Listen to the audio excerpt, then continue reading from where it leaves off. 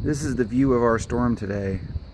It may be hard to tell, but the wind's really blowing and the snow is coming down hard. This is from the front steps of my house. I'm supposed to get over a foot of snow today.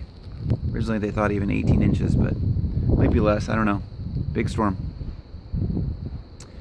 I hope you're enjoying sunny Poland, because today in Boston area, it's this.